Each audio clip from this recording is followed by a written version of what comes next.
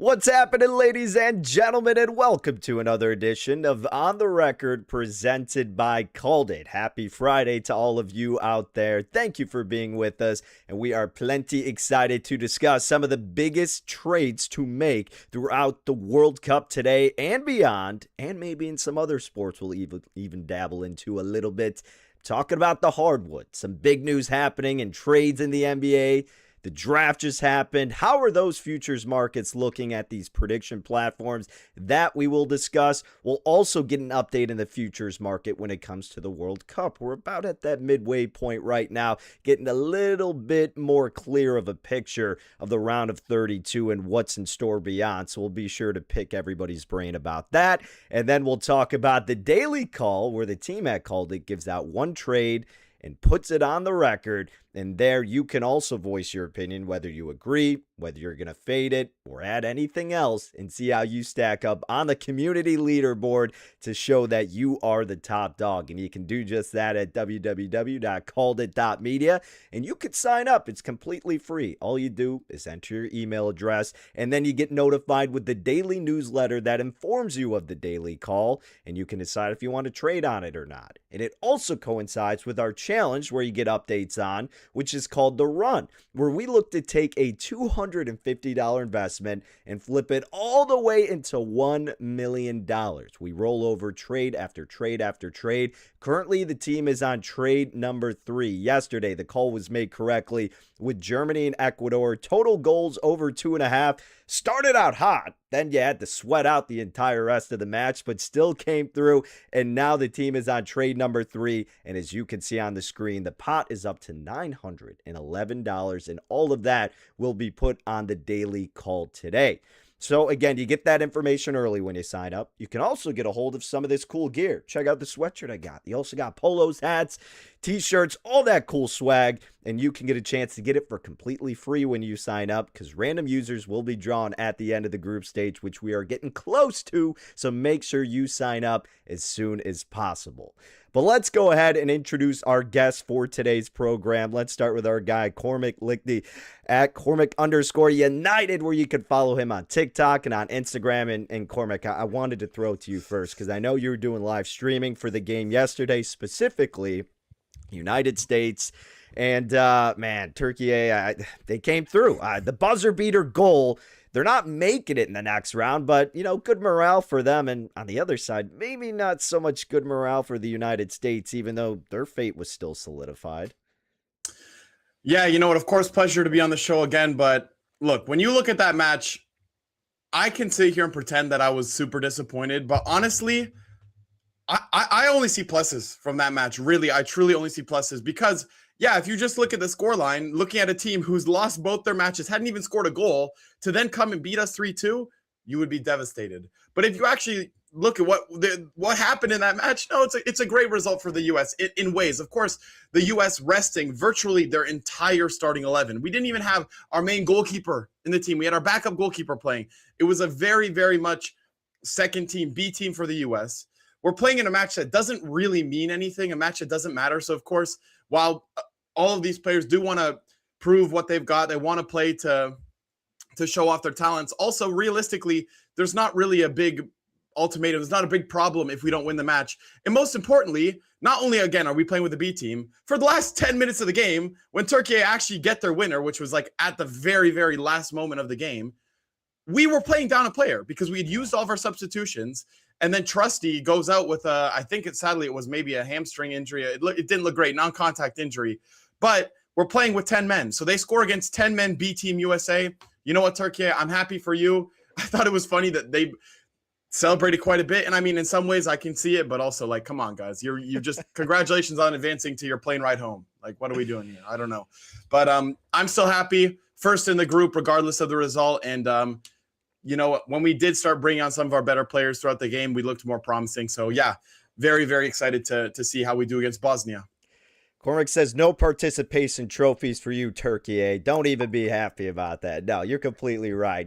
People are going to be upset about it, but at the end of the day, it wasn't the A team for the United States. They had their fate solidified. We'll be excited to see what they can do against Bosnia next week, which of course we will delve into as we get closer to that match. But also joining us on today's program, Stephanie Odie at Steph Odie, where you can catch her on the social. Steph, a pleasure to be with you as always. Again, the U.S. not coming through for you. Scotland also fell short. I'm glad we still have you and you're not completely just depressed about your two top nations here at the World Cup. I know. Well, just to stay on brand, I have to disagree with Cormac. Even though I usually don't love the participation trophies, I'm all about, like, you got to win it, you got to earn it. But I've had some moments where I've gotten pretty upset or, like, proud to see these really small nations be happy just to get their first goal in, I think, in history or in like X amount of years. So like that's what I think the World Cup's about. I love those types of stories where, yeah, they could get blown up by Germany by 7 goals, but they still get 1 goal and then they're like ecstatic. They're like parading around in their homeland. So I do like to see, teams that are excited just for how they played, even in a loss. But maybe just because I need to disagree with Cormac at least. See, and folks, for anybody who missed the last time these two were on, it was a heck of a show to say the least. So we may have fireworks in store once again. I'm ready to get these two going. It's going to be an absolute blast. So we can kick that off and hopefully get some good discourse here with the Daily Call. And once again, this is made at the website, CalledIt.media. You sign up completely free. You can get the better of the number. A lot of times, like what transpired yesterday with the total over 2.5 between Germany and Ecuador, came through. Now it's trade number 3 on the run, trying to flip that $250 into $1,911 will all be invested into this matchup later tonight, 11 p.m. Eastern time. So please make sure you stay up on the East Coast of the United States there. Lumen Field, Seattle, Washington, incredible environment in that stadium and could be for this match with so much on the line here in Group G. It's a very close race. Egypt and Iran, all is on the line here. Iran has to win, really, or they're going home. Egypt could win and they'll be solidified. They draw, they'll probably be okay too, but certainly a lot of incentive for them to win it just to really keep their piece there and to edge the top spot. But they're trading at 40% plus 139 American odds. The draw at 37%, and then Iran is at 25%. The Daily Call is putting all of this pot of $911 on Egypt to win this outright. So that is where the trade is going to be made at 40%. Now, CalledIt believes the true chances should actually be at 44%. So a 4% edge in favor of Egypt. Cormac, let's kick it to you first. Do you agree with the Daily Call? And for this to be the 3rd trade on the run, is it worth investing it on Egypt at 40%? Well, here's the thing. I at first, and ironically, I actually already did the Daily Call on the website. But as I looked more and more into this, I actually don't think that Egypt will win. And the reason why is because you say that it's a must-win match for Iran, but I don't agree. I only think Iran need 1 point from this match. And I actually also believe Egypt only need 1 point from this match. Sure. Because if Iran get 1 more point, they're going to be at 3 points, and they will have 0 goal difference. They won't be negative at all. And if you look right now at the table, 3 points with 0 goal difference would put you at 5th in the 3rd place teams that get through. And the thing is that they will guaranteed be 3rd. If they get a draw, they are guaranteed 3rd, because even if New Zealand wins, that means that Belgium loses, so they're below them. If Belgium wins, New Zealand loses, so they're below them. And if they draw, New Zealand has less points than them, so they're below them. So if they get the draw today, they will be 3rd with 3 points, which means that I believe, as far as how I see it right now, 3 points with 0 goal difference should be enough to put you through. I think so. Now, the question will be, will Egypt settle for a draw? And honestly, I think they will, because, again, when you look at this table here, if they get a draw, they go to 5 points, which means that Belgium could go and get 5 points as well, but they would need to score, I think, over 2.5 goals for them to actually top them, because they drew their match. And so it would go to goal difference. And then I think technically, even if they score 2 goals, they would be tied on goals. So then it goes like to goals for, goals against. I think basically Belgium would need to win by 3 goals. or 2 goals if they scored. It's convoluted. Anyways, basically, I think a draw is a pretty favorable result for both of these teams.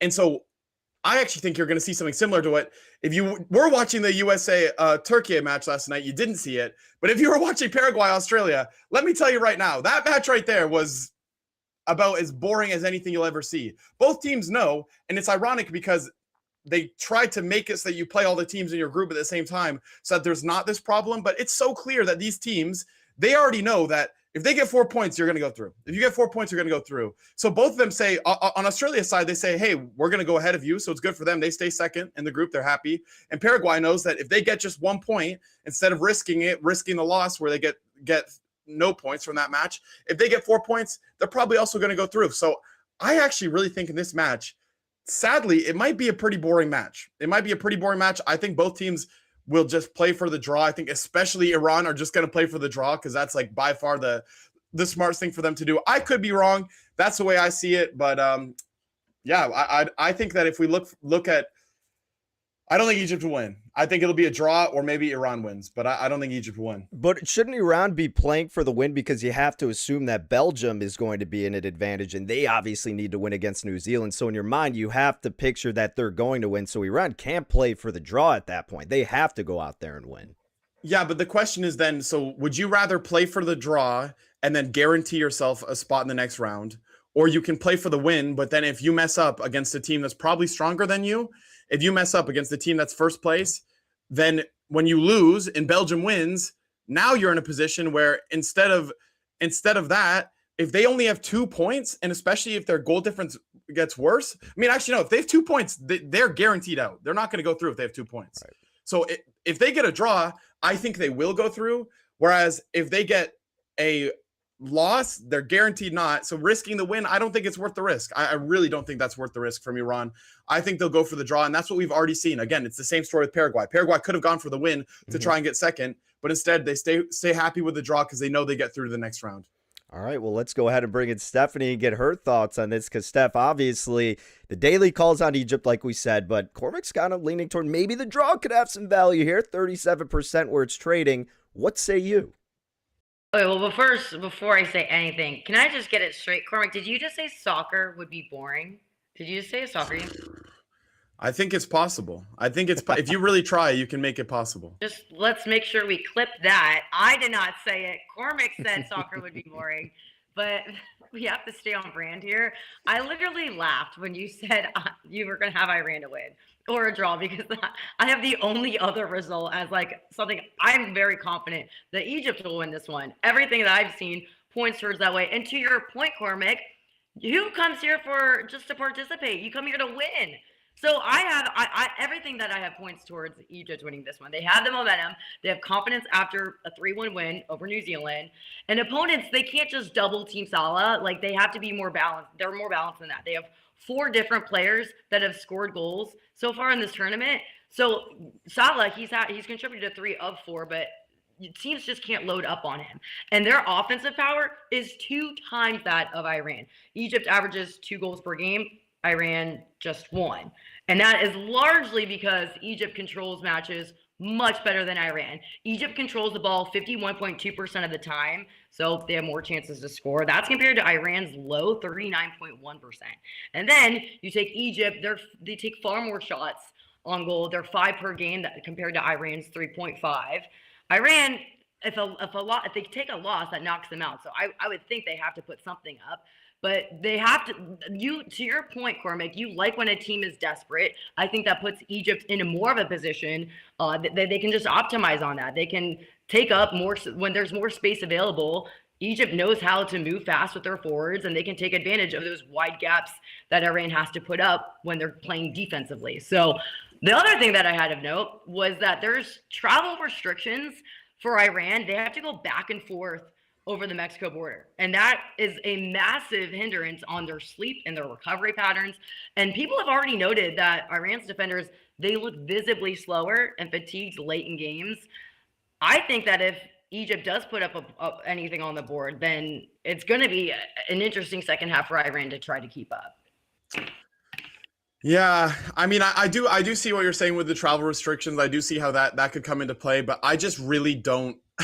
I mean, I think obviously Egypt look like the favorites in this group right now. They are the favorites. They've performed the best. But I actually think like you're underestimating in the same way that you were saying before how you're happy for Turkey, eh? Like Egypt and Iran, I think you're underestimating how much just getting to the round of 32 to the knockout stage would mean for either of these teams. And as much as it's great to say like, oh yeah, they should go out there and they should play for the win, realistically, it's the same thing for the US. Yesterday, the US could have gone out there and we could have gone and said, you know what, we're going to go out and we're going to play some of our better players. We're going to risk some of those players so that we can get the win because we want to play for pride. But we didn't do that. We didn't do that. Of course we didn't. Because in a moment like this, the most important thing is to be smart. And I think the smartest things for both these teams is to, you know, sorry, we're going to be boring, but if I'm sitting at home, what will I be more happy about? Will I be more happy that we take the risk and play a really good game, or I'd be more happy that we play pragmatically and we guarantee ourselves to get through and get a favorable position in the next round? I think for sure the smart thing to do for both teams is the draw. And so it's not really a question of like you're bringing up the statistics of goals, you're bringing up the statistics of possession. While I do agree with you that probably the attacking prowess of Egypt is stronger, I just can't get behind the idea that both teams won't have more incentive to probably play a slower, more safe game. Like that's just the way I see it. In my football, you know, conference championships don't really matter a whole lot anymore, sometimes for seeding, but those teams play for a conference title. I don't care if But this is not a conference title. These are not conference titles. I know, You don't get a trophy. The playoff. It's still in American football, it's a high contact sport. And a lot of the time nowadays in the 12-team playoff, sometimes that conference title doesn't matter. Like Oregon, they were undefeated and they still went on to win the Big Ten. And then they actually it screwed them because they had the worst seeding afterwards. But hey, they win for a title. I get this one. You're not playing for a title, but you're still playing in front of the world. You play to win the game. I mean, I think I know what you're saying, but it's just like, it's one thing if you're like, it's one thing if you're doing this to, you know, you're doing it so that you can play for pride. But like I'm saying, it's not just like that they don't have any reason to go out and play because they want to like protect their players or something. A draw is what is good for them both. And this is like, again, this is why step foot on the field? If it's a draw, if both teams just go out there and be like, let's draw. What's the point? I mean, again, this is why I bring up the match last night. I mean, Paraguay versus Australia. Go watch the highlights of the game, and it's going to last for about a minute, maybe. I don't know. There was nothing going on, and it's because both teams are more than happy, incredibly content with the draw. And again, as much as it's great to like believe in, like, I think it's very American to think of like, oh no, you got to go play with pride. You got to go play, you know, represent. What these fans, it means way 1,000 times more to them to get through to the next round, guarantee that through, than to, oh, we scored a goal against Egypt, but then we end up losing the game. They don't care about that. But like, to your point, why not you put your twos in there? And there's something to be said about momentum. Like Egypt is riding on momentum to just kind of hinder that and just, I don't know. It's just so weird to stage and not be competitive. They're gonna be competitive, but they don't need to be competitive in this game. Like it matters. I think, get your twos in. But the momentum doesn't, like, I get what you're saying with momentum, but the momentum doesn't matter if you don't get through. And like, again, for Egypt, it's good because they will almost get, I mean, I really think that if they get a draw, it's possible for Belgium, if they really run it up against New Zealand, that Belgium could pass them. But they're like pretty much guaranteed first place if they get a draw. And then on the other side, side bet, if Egypt wins, you have to wear Ohio State the next time we're on this thing. I'm not wearing Ohio State ever. So I'm not wearing Ohio State. That like if there's a draw, you can wear a Ronaldo jersey. No, Michigan State, MSU, go green. Oh, I actually have some MSU stuff. Oh, then that doesn't count. You wear it anyways. You got to have her wear Michigan or Ronaldo. It's got to be one of those two. Something that'll. We'll think something up. Yeah, we'll get something down the line for you too. But hey, either way, you guys all make great points here. The daily call is on Egypt, trading at 40%. They believe it should be at 44%. Cormac, you make a really good note of yesterday's game with Paraguay and Australia and just playing an ugly game for the draw. And perhaps that's going to be the way this goes down, which of course, perhaps there's some value then on trading at the draw. But the team is going with Egypt. Steph's going with Egypt. Going with Egypt. I got to here. The run's on trade number 3 right now. We need to get it to 4. Come on now. Egypt's got some studs there. I think they're going out there. I know it's going to be the first time they're in the round of 32, so you do want to play a little safe. I completely get it, but they are clearly the better team. And like I always like to say, if it's a must-win game, you must not be very good for Iran. And I know they could technically, with the third place, get through with the draw, but going with the 40% here, trusting the plums. Let's go Egypt. So, Cormac, you're on the island there, but hey, doesn't mean you end up being wrong. You could be on the right side. We'll have to wait and see. Going to be fun nonetheless. All right, guys, let's keep the conversation, though, in the soccer world, the football world, because we are getting toward that midway point of the tournament. A little bittersweet here, but hey, that gives us a chance to reevaluate the futures market and where some of these numbers have moved to. So at the top, really no surprise here, but France is still the favorite for this tournament, trading at 20%. Argentina, after getting out to the hot start, or at least Messi getting off to the hot start, trading at 15.5%. Spain, 13.4%. Portugal, England, Netherlands. The list goes on and on and on. Cormac, let's start with you. Who did you like going into this tournament, and is there any value with some of these nations with the current prices you see?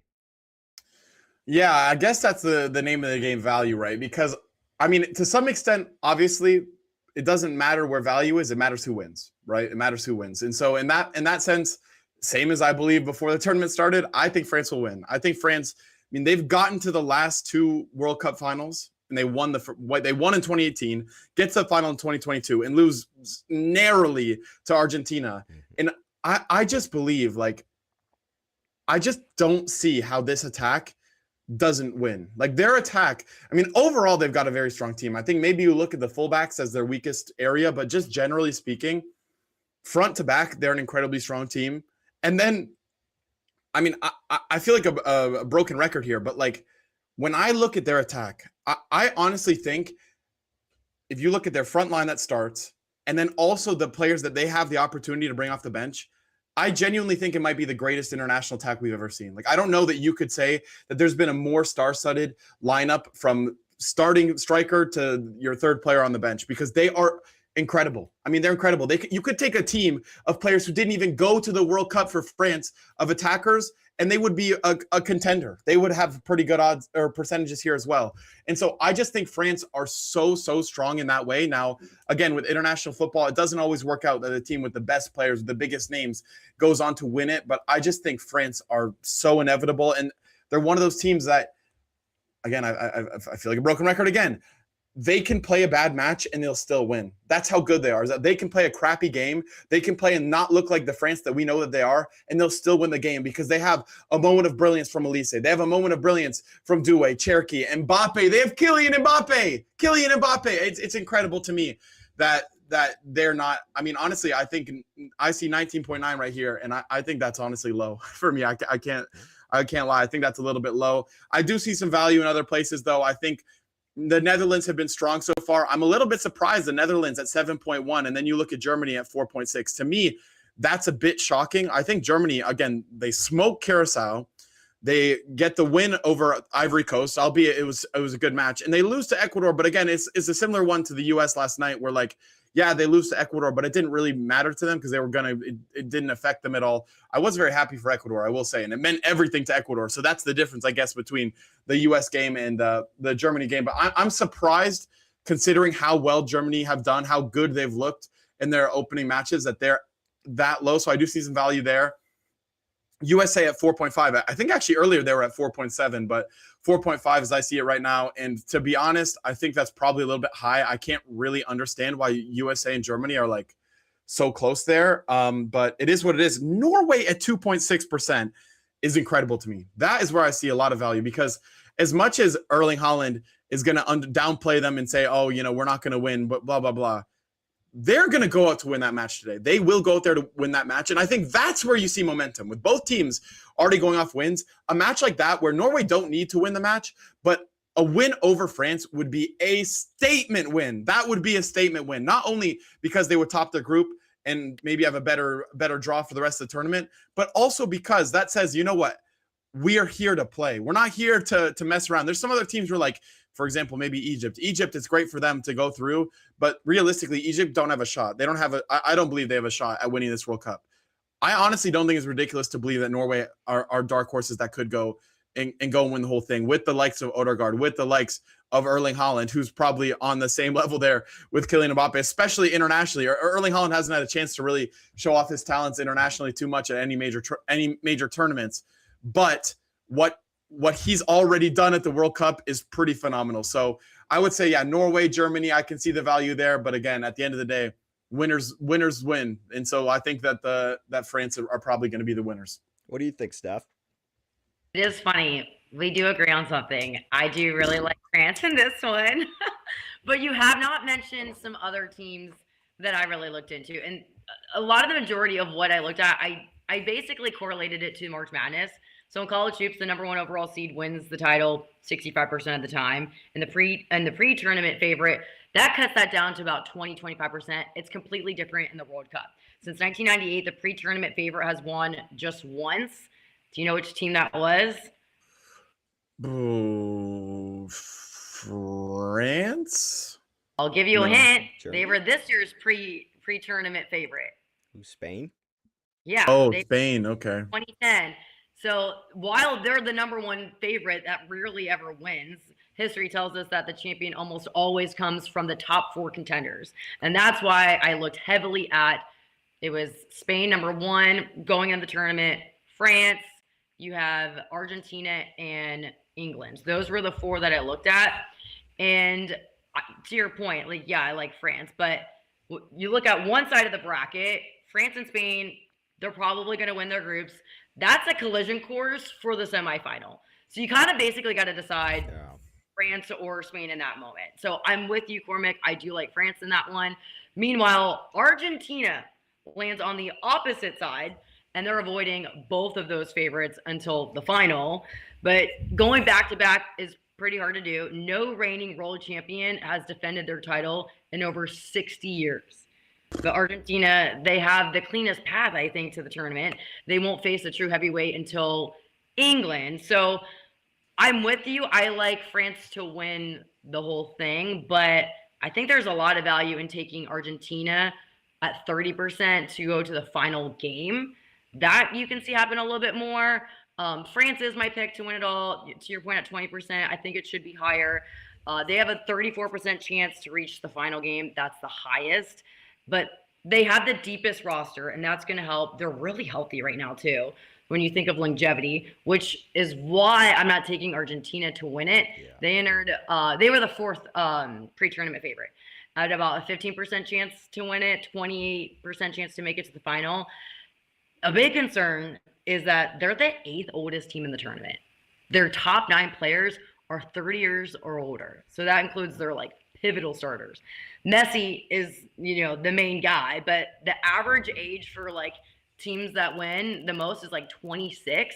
Not too far off, but there's only one other team in all of World Cup history that's won at 28.6 years old. That was Italy in 2006. So in the World Cup, you're playing every 4 to 5 days. They need to have that rest. Messi will fortunately get some rest in the final group match, but I still think that that's going to matter. Then again, you look at who their star. He scored all of their goals in the tournament so far. So I do like Argentina to go far. I'm not willing to take them to win it all. I think everything points towards France. But based off of all the odds or all of the standings that we've seen in the past, it's going to be teams 1 to 4. It's rarely going to be that number 1 favorite going into it. And I just don't think it's likely that Argentina can win it back to back. Spain, they were the favorite. They were unbeaten heading into this one for more than 2 years. They're very young, but they're inexperienced. And I think experience just matters a lot. That's why I'm comfortable taking Argentina to the final, especially with the path that they have. But I do think, everything points towards a France win. Yeah, I think it's worth considering there with Argentina. I do agree with you. If you look at the predicted knockouts, they are going to be, or as it stands, it is good. But I do think that there's a few groups where some of the teams early on underperform. So for example, Belgium have been underperforming. And so if they do win, I think Belgium could go in there. And so there's some groups that there is still space for teams to kind of shift around. Portugal, I think also if they beat Colombia, they will go on that side of the bracket as well.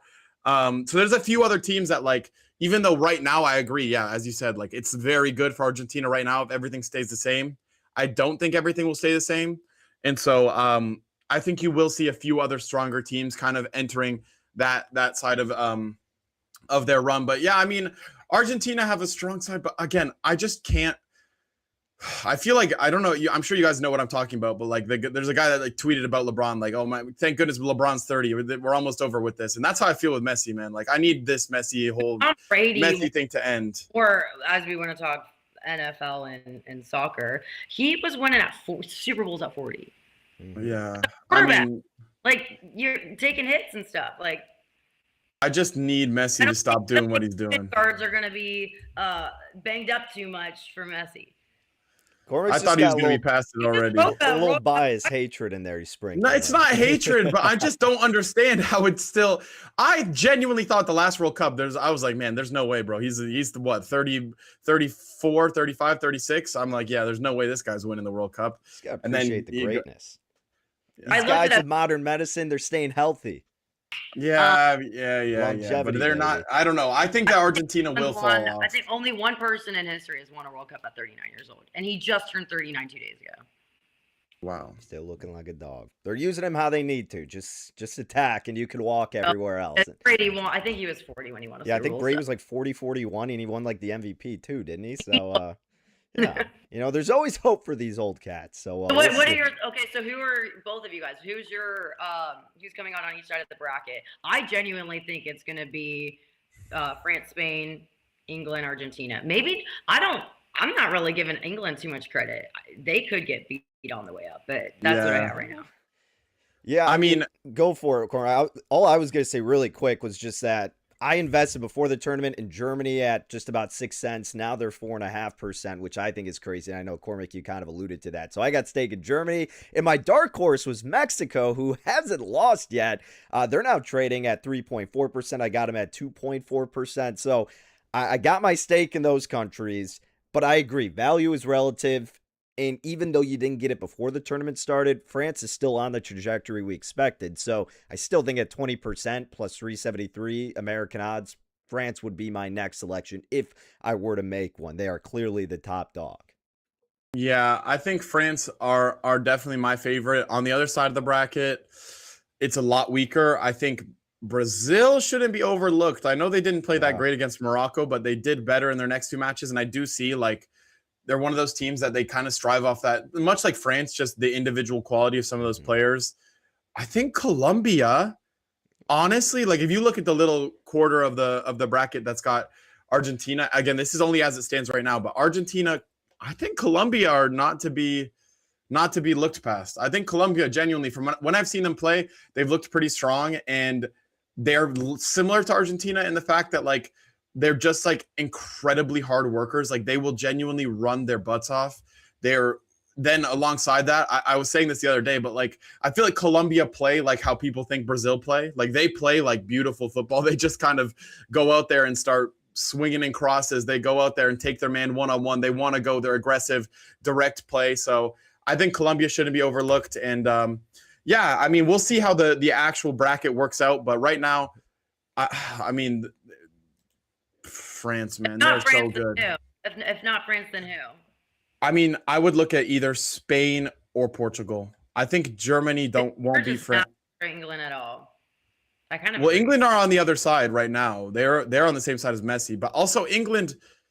I feel like England, again, especially watching that match against Ghana. I mean, they did nothing against Ghana, and that's a great example of like Harry Kane. People give Harry Kane all this credit for, oh, he drops deep. Oh, he facilitates play. Yeah, but when the other team, they drop deep and they're playing out and they're just going to counterattack, he's useless. He's nothing, because sure, you can drop deep all you want, but then when you're in a position where your only opportunities to break down this defense are going to come from sending in crosses and stuff. Not that that's not something that Harry Kane can thrive in, but he doesn't want to do it. He's trying to come drop deep when that's not what he should be doing. And then you see it in their last match against Ghana. He had like 6 touches, and one of them was a rocket to Rosette, to the last row in the stadium. So I'm not too impressed with England. Maybe they'll prove me wrong. I mean, I think they'll go on a run, but do I believe that they're gonna even get to the final? No, I don't think so. What about the semifinal? They would. I mean, right now, Do I think they would beat Ecuador? Sadly, I think they would. What do I think they would probably beat Mexico? As much as I do think that is a closer game than I think people will give it credit for, because they will play at Estadio Azteca, which is obviously incredible environment there in Mexico. I think if they're going to get stopped on the way to the final, that would be it. Because I do think also just against Brazil, I think physically they'll dominate Brazil. And then if they play Argentina or Colombia, then again, there would be another match to be had there. But yeah, I mean, we'll see what happens, but I'm not too heavy on the England. And I'm also biased. I'll be honest. I'm also biased. But There it is. Well, hey guys, let's go ahead and move on because we are running up against it a little bit. Been a great conversation so far, no question about it. But I did want to pick your guys' brains in another league, being the NBA, because it is the off season, but as people like to joke about, the most exciting time for the NBA is the off season during these summer months, because not only do we have the NBA draft that just happened, but some big trades throughout the league. Most notably, Giannis Antetokounmpo going down to South Beach to the Miami Heat in a massive deal that involved a handful of players, tons of draft picks, so on and so forth. And then we saw LaMelo Ball get traded to the Minnesota Timberwolves. So a lot has been happening throughout the association.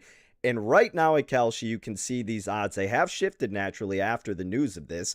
Oklahoma City still the cream of the crop at 25%. The Spurs, who fell short in the championship, at 22%, got a good year of playoff adversity and experience with Wembanyama and company. The Knicks to replicate 12%. I do not think that's going to happen. Boston obviously fell short. They need to get some more big men and other pieces. They're at 10%. Miami with Giannis at 8%. Minnesota now with LaMelo Ball in a pretty decent starting lineup at 6%.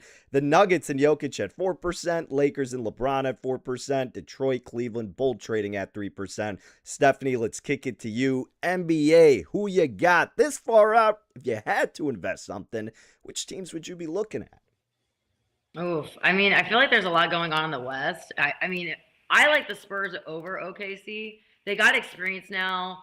And then if you get like healthy Jalen Williams, he was battling injuries. And then you get him with Chet Holmgren, that would be great. You get a young, solid core. And then they got that experience. I mean, yeah, I feel like the Knicks kind of had control of the whole finals, but very valuable experience that they got, and they're young. I think they could win a few finals with that young team. I think the Knicks will stay strong for a bit. You also get Jason Tatum healthy for Boston. Jaylen Brown, I think he would go on a revenge tour, but they still control three-point shooting. So I lean towards the Spurs. I don't know if it's going to be enough to win it, but I could see them back in the finals next year. Yeah, no question. I mean, again, they need to get chiseled with that adversity, as I always like to say, these young teams. And that's why when it came to the finals, I was in support of the Knicks, even though it looked like San Antonio in so many games had the control. But then the experience, camaraderie of this Knicks team, the discipline they have, were able to overcome them in so many different games. Now the Spurs have dealt with that, though, and now they can improve on it. So completely agree in that sense. I think the East is fascinating. I'm not buying into the stock of Giannis to Miami because, again, even though they have veterans, they have all-stars, Bam, alongside Giannis. It's going to take a little bit for them to get acclimated with one another, and he's on the wrong side of his prime right now and is always dealing with injuries. So I'm not falling for it and investing in Miami. I'd rather go with Boston at 10%, like you said, Steph, with a healthy Jason Tatum. And additionally, I was against this team this year because, again, I didn't think they had enough depth and I didn't think they had enough experience, but now they have it, and that's the Detroit Pistons at 3%. They're getting absolutely disrespected in a wide-open Eastern Conference like we saw them take control of this past year, the #1 seed, back-to-back playoff trips. Now you're ready in year number 3. Now you can add the key pieces that they didn't have before, and they know how to handle themselves. I think Detroit is in a great position heading into this season, so that's where I would really circle out for a little bit of a longer shot in how the trading market is putting them, but they really aren't this much of a dark horse, Cormac. So that's where I would be putting my stake on. What have you made from all the transactions, and maybe where would you flirt with some investments here? Yeah, you talk about Jason Tatum coming back from injury, and I actually look at another player coming back from injury, and that's why I think actually, this idea that the Knicks are going to get to the finals again, let's not forget who's coming back. Tyrese will be back. So, yeah, we can count that one off. They're not going to be returning to the finals. But I actually do agree with Stephanie that, yeah, the Spurs look very, very strong. Can't believe it. 2 times in one show. But yeah, I do agree. The Spurs are looking so good. And look, I genuinely think that Victor Wembanyama is like, I think he could be the GOAT. I genuinely think that obviously there's a lot to do. Many more. I mean, he hasn't won the NBA even once yet, but if he starts getting some rings, getting some precedent there, I just think he's so good. And I mean, obviously, look, I'm not saying anything that anybody else doesn't know, but the fact that he is now, I don't even think he's close to his prime yet. I think he has so much more space to continue improving. And also, you know, with Stefan Castle, with Dylan Harper around him, there's other key parts that are also young and improving as well. So the fact that they already overperformed and made it to the finals, I think that is the statement that do I think they're going to come back and be worse? Of course not. Of course I don't think that. I think they're going to continue to improve. And so yeah, if I had to look at it right now, I think I see the value with San Antonio. He's the early favorite for Defensive Player of the Year and MVP again. Yep, no shock. The alien, he's an absolute freak out there on the court. San Antonio? Yeah, that's right. Are we all unanimous on this? I mean, look, I think they're the rightful side to come out of the West. I'm not completely committed to saying they're going to win the championship because the West is still tough with Oklahoma City there. Well, I mean, Oklahoma City too, like they got a chip on their shoulder now. Like last year, that was their championship hangover. Got a bit complacent dealing with injuries. This is still an incredibly deep roster. And then you get Jared McCain, who has a full offseason with them, and he was a big piece. Like this Oklahoma City team, with all the draft picks and assets they have, we can't knock them completely. Right now. Yeah, so, and then, you know, Jokic and the Nuggets, they still need to add more pieces. But it's Jokic at the end of the day, so who knows? But either way, the trades are certainly making the NBA a lot more fun. What's that? I'm so crazy that I still find it funny that he's still with the Nuggets. Look, you know, I find it crazy that they're not helping him at all. I mean, it was nuts that they didn't do anything this past year with the same roster, thinking that anything was going to change. It was a definition of insanity, doing the same thing over and over and expecting a different result. That's what happened with Denver. You have no bench depth whatsoever, and they're just expecting it's going to be Murray and it's going to be Jokic, and you get someone like Tim Hardaway who's well past his prime to just chuck up threes and hope for the best, and yeah. They got what they deserve. So Jokic needs to go somewhere where he's going to be appreciated. And so this is my message to you right now, Jokic. Indiana wants you. Come to Indianapolis. It's a beautiful city. Tyrese Halliburton, you'll be best mates, playmaking dream. And yeah, let's get you another ring. Let's get you another MVP. Welcome home, man. Welcome home. Here we go. You heard it here first. Just stay a little bit west and go to Chicago. That's where I'm hoping. No. We don't need to do that. Either way, it's going to be a blast this NBA season, which, of course, once we get closer, we still got a while out, but we'll be hitting that plenty here on the record. But in the meantime, plenty of soccer and World Cup action to get pumped about, which we discussed on today's program. Big shout out to Stephanie Odie at Steph Odie, where you can catch her on X. Cormac, of course, you can follow him on TikTok, Instagram at Cormac_United. Thank you both. Appreciate you. Great insight per usual. Make sure you follow them on the socials and make sure you follow CalledIt_media on X, CalledIt.media on Instagram, and then www.calledit.media to get signed up on the website, qualify for some free merch, get ahead of the daily call to where we report it here on the record so you can get a better number. You can follow what we're doing on the run, and you can also voice your own opinion to see how you stack up amongst the rest of the community. Place your statement, baby, and let's see how you look with your record, your percentages, and how long you can keep a streak going. Tons of fun and actionable information being dished out at www.calledit.media. And again, just to recap, the daily call in trade number 3 on the run, where you see the $911 at the top of your screen, will all be invested to Egypt trading at 40% against Iran. That is later tonight, and that is today's daily call. So voice your opinion on the site. We appreciate you all tuning in for another edition of On the Record. Enjoy the rest of your weekend. Best of luck with all your trades. We will catch you back on Monday here on The Record.